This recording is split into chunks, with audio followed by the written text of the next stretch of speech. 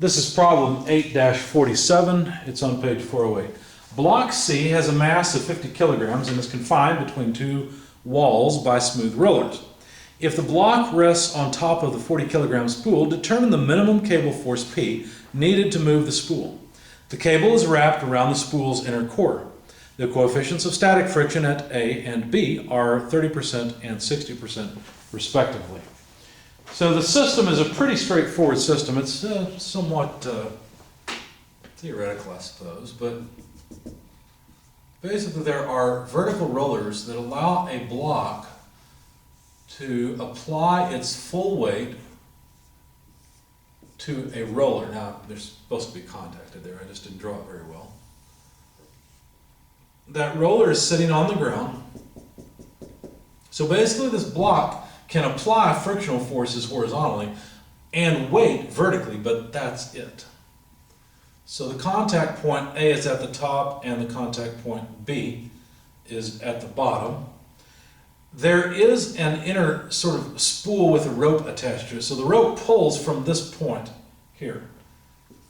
And the radius of curvature of this inner spool is 0.2 meters. The radius of curvature of the outer spool is 0.4 meters. The two friction coefficients, mu A and mu B, were given as 30% and 60%. So basically mu B is down here. I'm trying to make a mu, not an M. They are different. A mu looks more like a U than an M. Mu B is 60%, and up here mu A is 30%. Now the mass of block C is 50 kilograms, and the mass, we've got O right here in the center, the mass of the spool is 40 kilograms. Okay.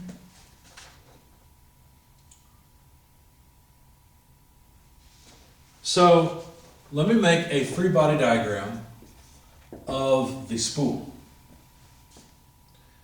Let's see, maybe something like this. There's a normal force at B, and of course a normal force at A. Now the normal force at A is pretty easy to compute because it's pretty easy to see that all that's happening is this block is simply applying its weight. So the mass of block C times the acceleration of gravity would be equal to the normal force at A. Now since there is a force P pulling at some distance below center, what's going to happen is this whole body will tend to try and move to the right. Now think about it for a minute. Think about summing moments about point A.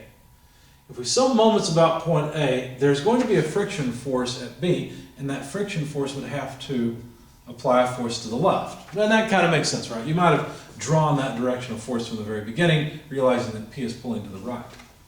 But when you see that, you might be tempted to draw a friction force the other way. The reason for that is you might think, well, when I pull P, is it possible that B will grip and A will move forward, or will A grip and B move? Is there some way that I can pull P, and students get confused. They think, well, will it kind of rotate out from underneath the block?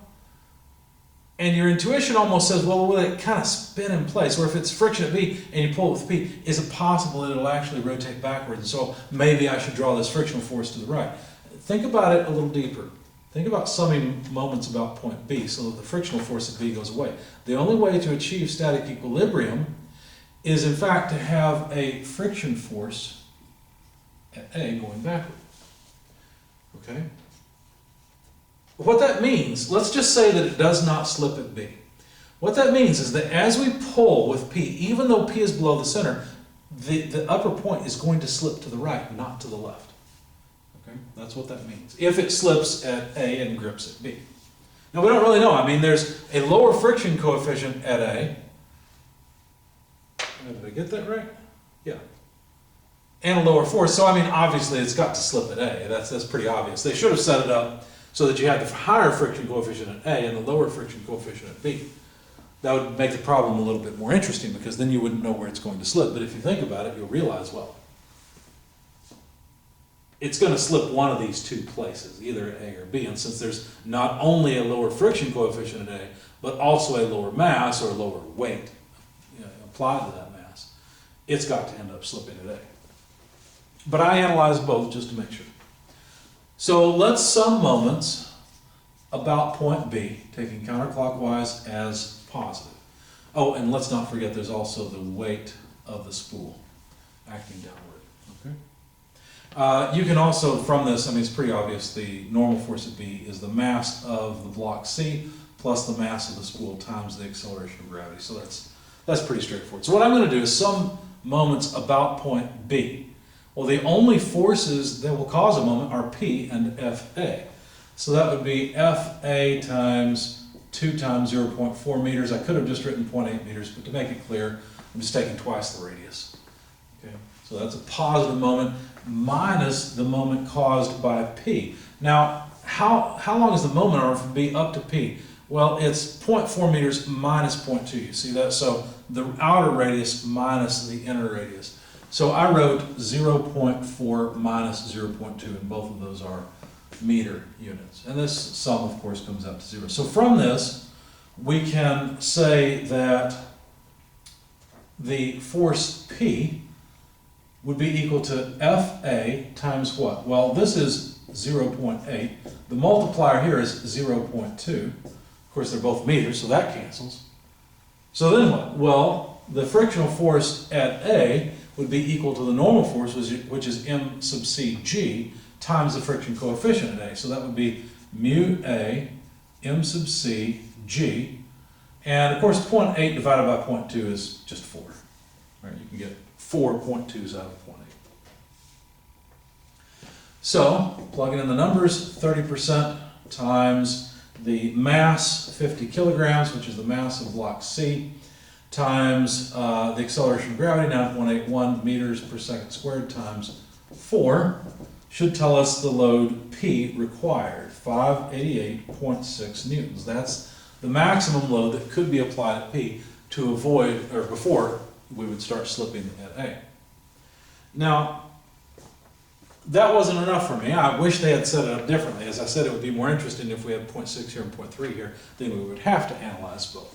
So I went ahead and analyzed both anyway. I summed moments about point A, taking counterclockwise as positive. Now I know that I'm going to get a higher force P to cause slipping at B, and therefore it's going to slip at A. But just for the sake of study, let's do this. So if I'm summing moments about point A, then the frictional force at A, the normal force, the weight, none of these things will enter the equation directly as moment-causing forces. But P certainly does cause a moment. In fact, it causes a positive moment. And now it would be 0.4 meters plus 0.2 meters, because, of course, I need the larger radius plus the smaller radius to get from A to P. So 0.4 plus 0.2. And then the friction force Fb will cause a negative moment, so minus F sub B times 2 times 0.4 meters. I guess I could just put 0.8 meters at this juncture, equals 0. So rearranging this a bit to solve for P, we would have F sub B, the friction force, multiplied by, well, let's see, 0.8 meters divided by 0.6 meters, because 0.4 plus 0.2 is 0.6. Just taking this to the other side of the equation and solving for P. But we know that the frictional force at B would be equal to the normal force times the friction coefficient at B, 60%. So that would be mu sub B in B times 0.8 over 0.6. So P would be 0.6. The normal force at B is the mass, well, let's just write it this way, the mass of the block C, 50 kilograms, plus the mass of the spool, 40 kilograms. That's MC plus MS times 9.81 meters per second squared. So that's NB completed here times 0.8 over 0.6. So that means the force P required would be 706.32 newtons. Now we already knew that that was not going to be the answer, and this is the maximum force P that can be applied before the spool will slip. And I think that's the question they asked. Let's see. Yeah, determine the minimum cable force P needed to move the spool. And so that would be, 489 newtons or so. But as I said, it would be more interesting. You should do this for your own interest. You should change this to 0.3 and this to 0.6.